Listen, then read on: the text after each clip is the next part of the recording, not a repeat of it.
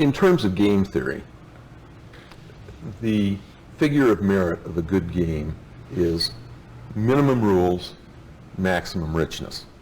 And so using that metric, war is the ultimate game because minimum of rules, massive complexity, whole economies and peoples and cultures whacking it out.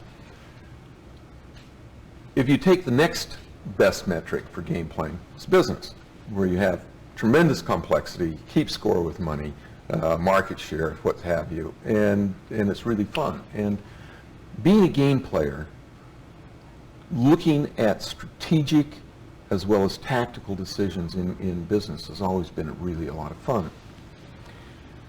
A lot of people wondered why Atari with the 2600 was able to dominate the market so completely and so totally. And one of the reasons was that the consumer game space required in-channel capacity, which was a relatively trick technology at that time. Used, small scale, had to be able to do very small etchings, and so at the time there were only 5 companies in the world that could do it, that had an in-channel process.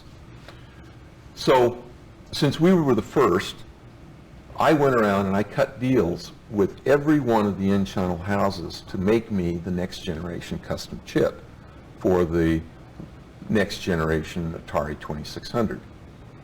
And these were exclusive. And so basically I knew that if I could tie up all of them, that nobody could compete with me because there just wasn't anybody left. And so, and it was costing us like $50,000 to $100,000 a year.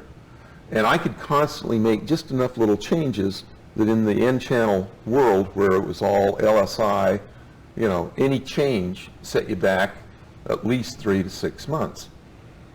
And so I felt as long as I could keep this shell game going, it'd be really great. I'd have totally isolated and dominated the marketplace.